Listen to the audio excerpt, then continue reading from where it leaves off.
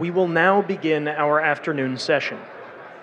The next panel, titled State of the Chip War, China's Ambition and U.S. Strategy, will be moderated by Anna Swanson of the New York Times. Please welcome our speakers. Dr. Chris Miller, Professor of International History at the Fletcher School at Tufts University. The Honorable Alan Estevez, former Undersecretary of Commerce for Industry and Security. The Honorable Nazak Nikakhtar, partner at Wiley Rain LLP, and Reva Goujon, director at the Rhodium Group.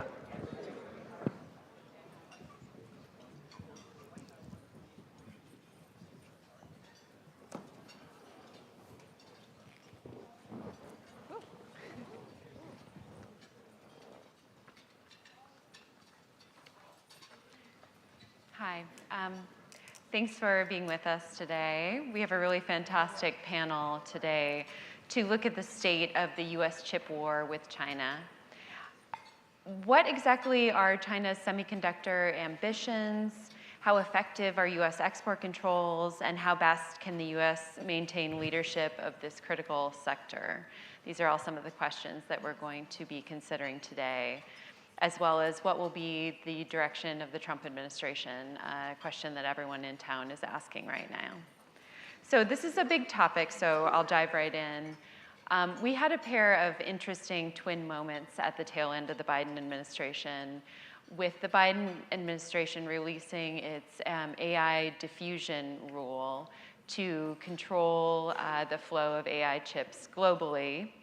And then China, of course, releasing competitive AI models from DeepSeek. So some people have talked about this as a Sputnik moment for China. I'll start with Alan Estevez. Do you see this as an indictment of U.S. export controls, or is there more going on here? Absolutely not. I can be definitive there. And you know, no one better than the CEO of DeepSeek who said, I can't get enough compute to do what I'm trying to do here. And of course, you know, DeepSeek, look, export controls, and people who have been listening to me, you know, people who have been listening to Gina Raimondo have heard us both say, these are hurdles that we're putting up, right? That export controls are not a big shield that comes down and no one gets anything ever, forever, ever and again. DeepSeek has some great engineers. They did some great work. They're fast followers. If we believe they did what they did the way they did it, you know, we can all conjecture on some of that. They did it with a bunch of H800s, which were available in China for a short period of time, for about a year. Which are no longer available, and nothing like those are available. Who knows how much inference training they did off OpenAI and Anthropic and, you know, other people's models while they were doing all that. So yes, they're going to be fast followers, and yes, they can do some cool stuff. It's how that stuff gets adopted. We've also always said that we have to be on the offensive, not just the defensive side. Does anyone else want to respond to that or weigh in? Maybe, Chris, I can go to you next and ask you to weigh in on that. And then also, you know, you wrote this wonderful book that's kind of the guide to the chip industry for a lot of people. It's been about 3 years since that book was published. If you had to write it again today, what would you put into it? Would DeepSeek be part of that? Well, I think one of the things that DeepSeek illustrated was a trend that has been in place for a longer period of time, which is a shift in drivers of AI from pre-training, scaling bigger models in the pre-training process towards inference time compute, which has different implications for export controls. And I think one of the interesting dynamics around DeepSeek was that they released R1 to the world, and then they immediately had to shut down access to their API in China from anyone outside of China, which is a pretty clear signal they couldn't actually deal with the inference demand that they were getting.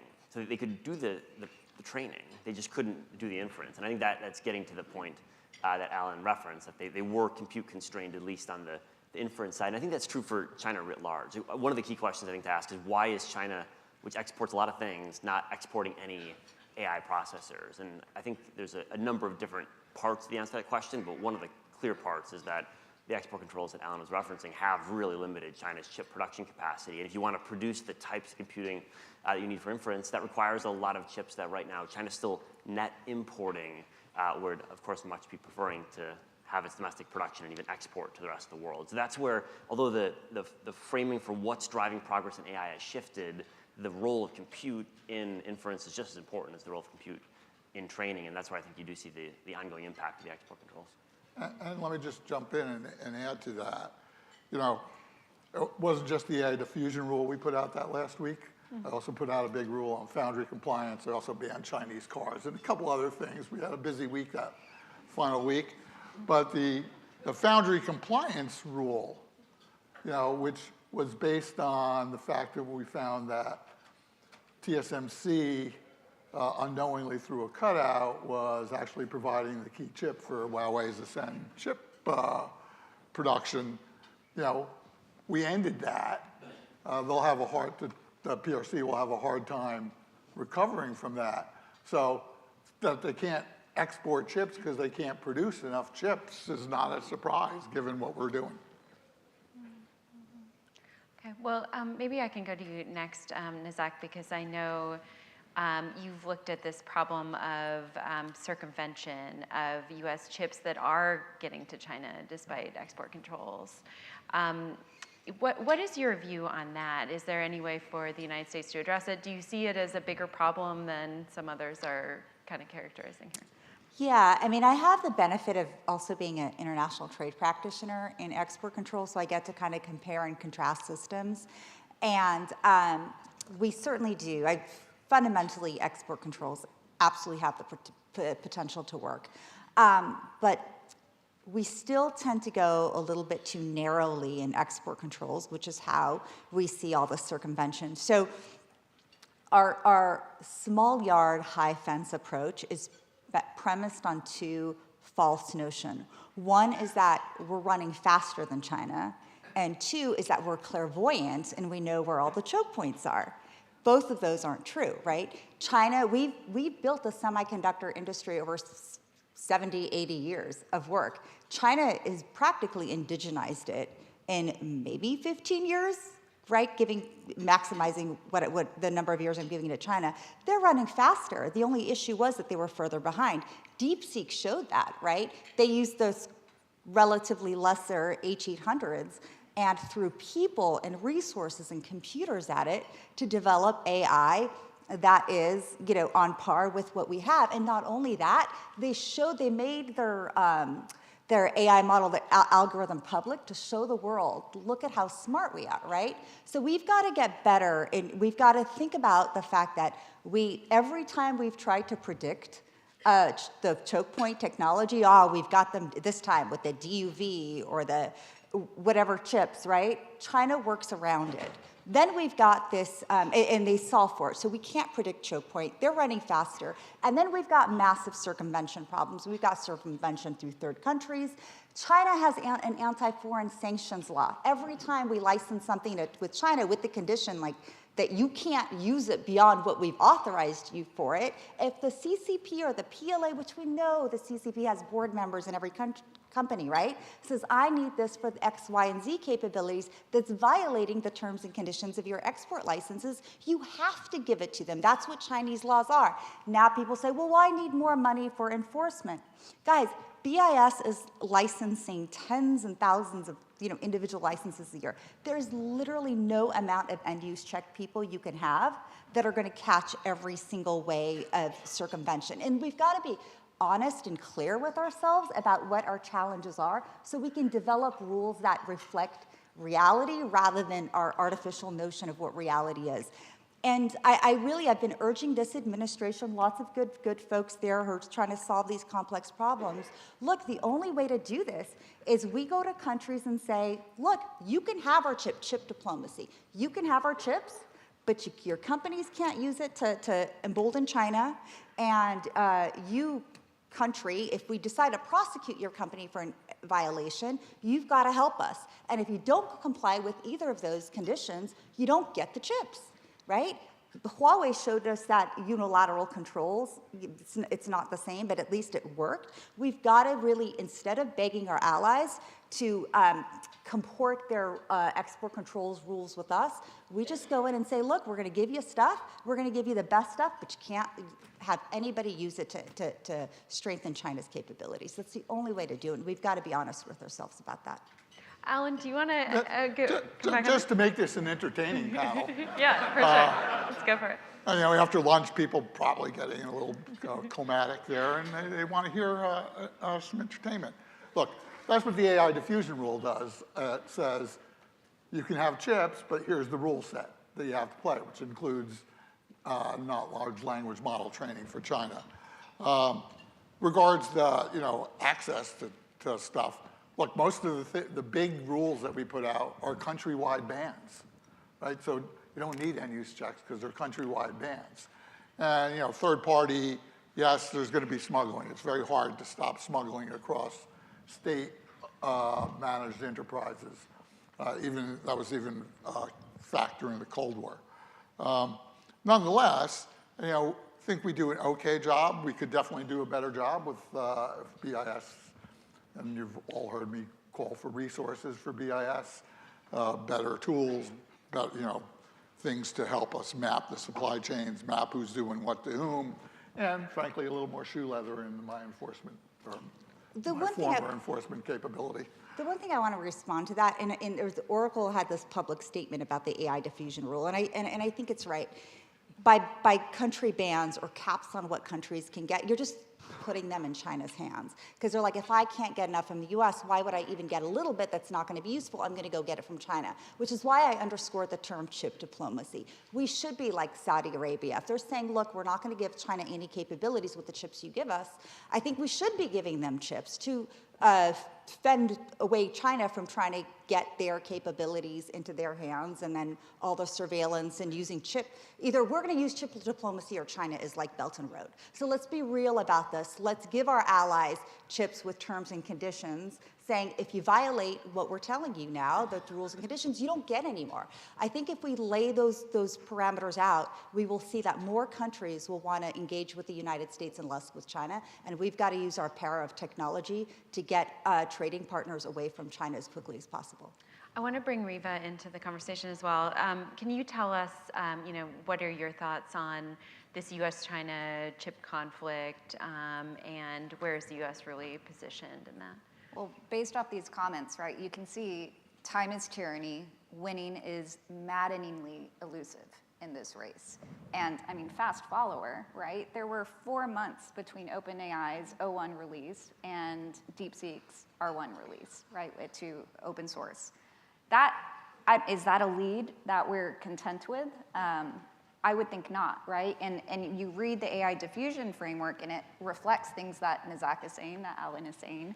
And you can feel, you can hear the hubris in it too, right? That the US has the leverage across the AI stack from chip to cloud, and it's going to use it because now is the moment to use it, right? And so the US becomes the de facto regulator to allocate compute to the rest of the world, and the rest of the world will have to deal with it because China's not in that space yet, right?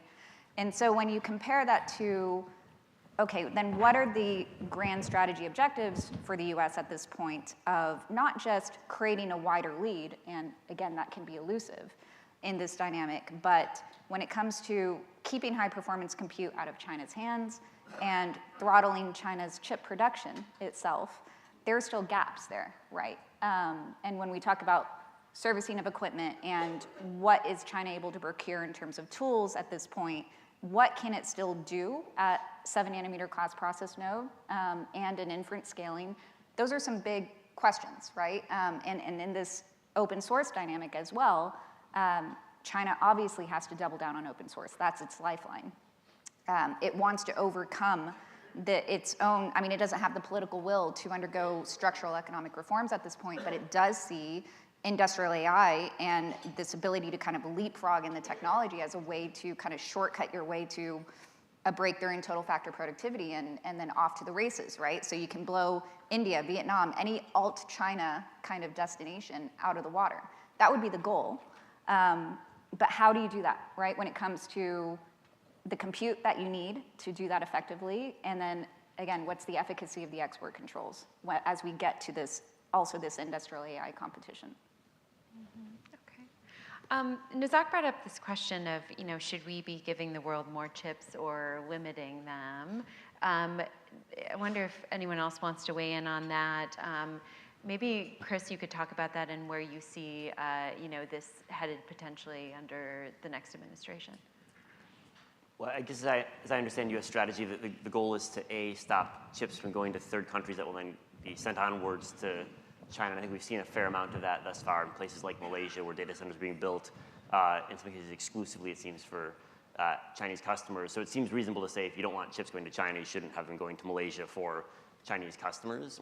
I think the second concern is, are there countries that are looking to build really high-end AI systems, looking to win a big share of the AI market, and have the money and the capability to do so? And I think if you look at the Middle East, certainly the UAE appears to have some of the prerequisites to build really high-end AI systems. And I think the U.S. has asked itself, is that in our interest to have a competitor whose geopolitical aims align with ours sometimes, but not always, and has a pretty complex relationship with China itself? And so I think the U.S. is also concerned about, what about the countries that aren't necessarily our best friends? They're not necessarily China's best friends either, but do we want them, if they're capable, to be cutting-edge players?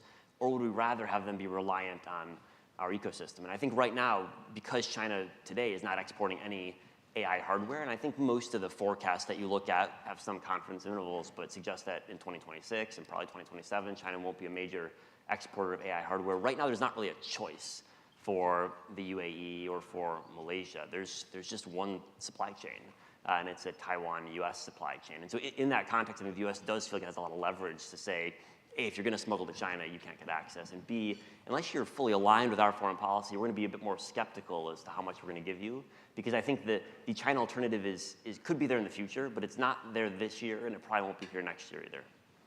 And Chris, let me just, it's a very complex rule, the AI diffusion rule. Yes. One of my goals was to put out massive rules. You succeeded. Just, because I wanted the law firms in town in order to make a good living. But, in that rule, a national validated end user in a country like UAE, so if G42 wants to be a validated end user, G42 is very likely to be able to become a validated end user by following certain rules. And their partner, Microsoft, in the case of G42, is a hyperscaler who will have a universal VEU, more than likely, because that's the way the rule is set up. They can get a lot of chips and be able to do a lot of close to the cutting edge number. And I don't think even, having talked to Sheikh Tanoon myself, that, it doesn't need to be at the frontier of the frontier. It just needs to be right at the frontier. I think I agree, but I think it's also the case that as the rule was set up, you also use that to force the UAE to make a choice. Yeah, absolutely. There's choices that, in order to be a national VEU, you have to ascribe to the rules set that we put out. What concerns me about the hyperscaler rule is that if you are, let's say you are a small player in the market, and let's say you really can't get the foothold in the US market to have 50%, right, according to the rule in the United States, and your really growth opportunity is in third country markets, because let's say the large players with, and let's be clear, there's always, a monopoly, sort of market control power among the big players. They edge you out of the market, and your only growth opportunity is in third country markets, so you can become big enough to rival the big players in the US market. The current hyperscaler sort of parameters of the new rules don't let you do that, right? Like, you have to have 50% in the United States, and that's really just not fair to the smaller entrants in the US market. And what if the US market gets saturated such that, it's not going to take an additional 50%? So I think market reality is really important. But going back to the earlier point about, without question, in about a year, China's going to have the chips that it's going to deploy, and other AI chips that it's going to deploy in other markets, right? And so we really have to be there. And every single time I speak to a foreign country and I ask, look, if we're able to give you chips, will you commit to not having your companies and your entities use those chips to enable China? They all say yes. So if those countries are so hungry to partner with the United States, we should really take advantage of that and really start giving them the chips with the condition that they don't give it to China. The rules currently aren't set up to do that in a clean way, and the more clean and crisp and black and white rules we have, the less we, the more we reduce the chance of circumvention. Do you think that's something that will happen under the Trump administration? Where do you see the rules Absolutely, headed? because I keep chirping their ear off until they go in that direction. And I actually think, again, I mean, Jeff Kessler, he's great. He's going to be the new undersecretary at BIS. Hopefully he'll get confirmed soon. He's a trade lawyer like I am. And the trade law, we see so many different paths of circumvention, and we see that the rules are broader, and so they limit those paths of circumvention. Circumvention's always going to happen, but I think, and I'm really optimistic and hopeful, that Jeff is going to take some of the concepts that we know from trade law and apply it to export controls.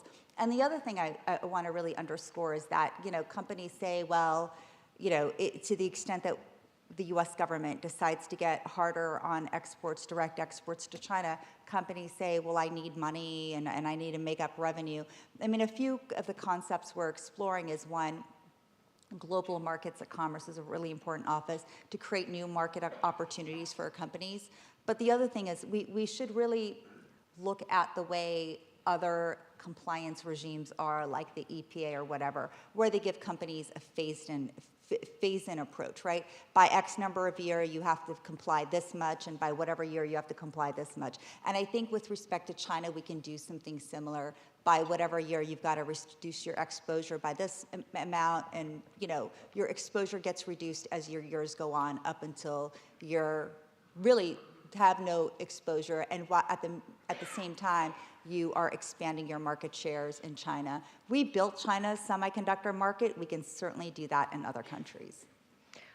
Reva, Chris was talking about how China really, you know, isn't there yet in terms of AI chips. How do you see that industry in China developing, and then, you know, vis-a-vis the U.S. industry, that kind of technological competition playing out? Well, I mean, China's throwing whatever resources it has, right? This is existential for them. And so obviously the funding channels are there. They're trying to break out of the CUDA ecosystem as much as they can, right? Like you're seeing optimization across all these different levels. Of course, there are going to be hurdles created by the export controls. But Alan, you mentioned the foundry due diligence rule, which was one of the most fascinating things that you did in that insane week that kept us all crazy busy. But, you know, a common refrain that you hear in this town a lot is, well, U.S. tech controls, they just accelerate Chinese tech indigenization. Well, yeah, obviously, right? I think that's a given. It's a calculated cost. Correct me if I'm wrong, Alan. But, you know, at that, as you see that continued acceleration, it's also this notion of, well, you should be on your own, China, as well. Like, foreign suppliers should not carry China in these self-reliance aims. And that's how I read the foundry due diligence rule, which was, you know, okay, it's making it a whole lot harder for Chinese chip makers to rely on a foundry like TSMC, right, to produce advanced node chips, because you have to go through all these diligence requirements, and it kind of has this chilling effect anyway on those transactions. But there's still more, I would think, right, in this space of how do you strip away the foreign support? And I'm curious, Alan, if you had more time, what is on your priority list at this point? Yeah, well, let me answer your first question there, which was what do we think we were expediting China's indigenization? Frankly, we took Xi at his word that they were going to indigenize regardless of what we did, right? So they were putting money into their industry regardless of whether I was putting export controls on. So, and so taking them at their word, yes, I believe that, you know, they certainly said, you know, holy, blah, blah, blah, I got to do something quicker here or in this space. But it's not as easy as you say. Like making an EUV machine is not like a piece of cake, right? Doing what TSMC does is also not a piece of cake. Otherwise, other people would be doing it, which is why we're trying to get them to do it here. So, you know, have at it. And then we put up these hurdles that make it that much harder. You know, what was on my plate to walk away with? You I think we probably would have looked at inference, and as inference chips become more powerful, we probably would have done something in that space. Like, can't say for sure, but we certainly would have looked at it. Certainly foundry due diligence, there was probably some more things we could have done there. We tried to make sure that people could still do their business, but we wanted to put up, as you just said, those kind of hurdles. And then frankly, we would have been looking at Intel and seeing what the PRC was doing and trying to close, their next move. We were playing a little bit game of Go there with them as we move forward. Would you have delved into open source regulations, or would you? I definitely was looking at open source regulations. Okay. I have some legal issues that we had to overcome there. Certainly talking to the Hill about that. Can you talk more about that with the considerations, sir? Well, open source, because it is open source in the U.S. falls under the First Amendment. So, my lawyers are very nervous about going after the First Amendment.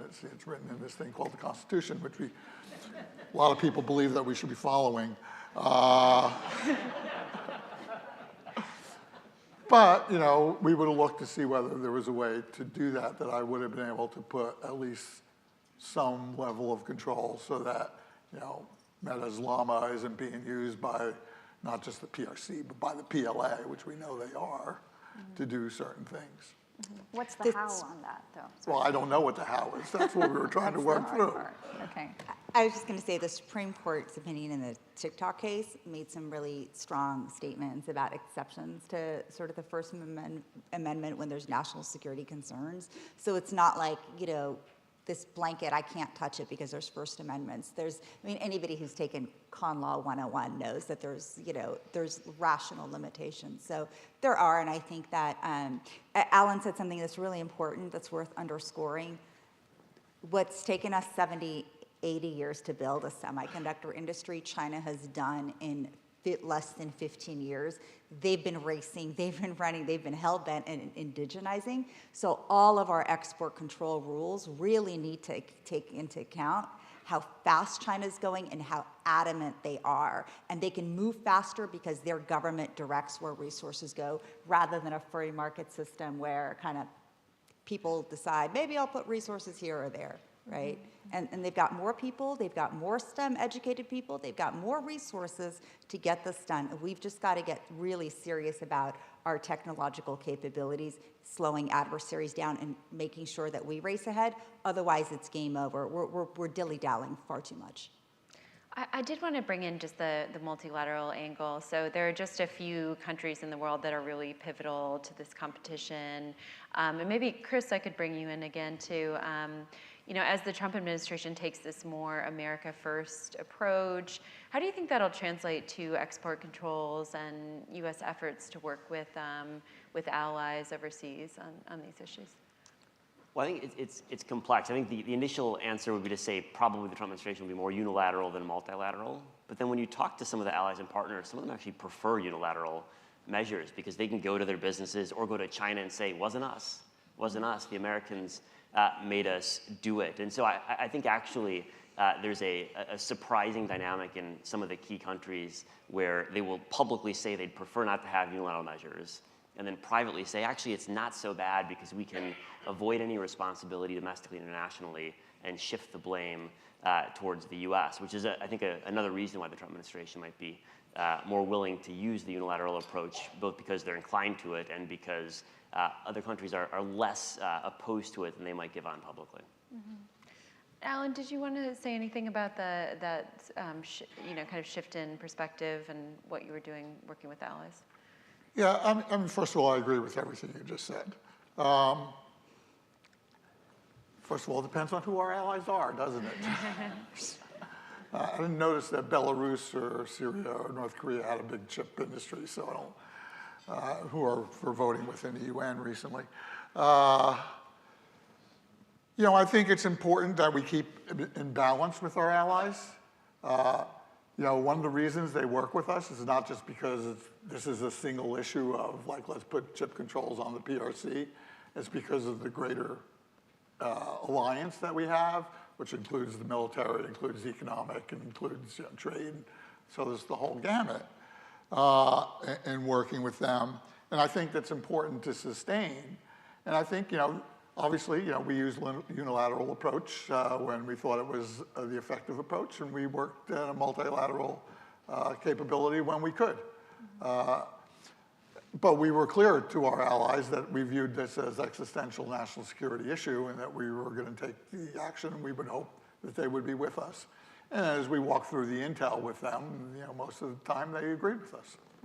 And let me just ask you one final question because we're out of time, but since you're in the hot seat, I did want to ask you if there's anything, that you wish you had been able to do differently, or if you have any kind of regrets from your time in office. Yeah, I mean, again, talking about allies, I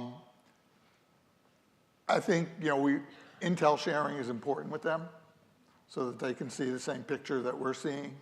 And I think that the more of that, and we should have started some of that earlier than we did.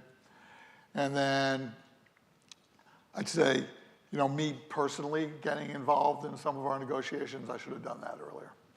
And because I think we could have moved faster.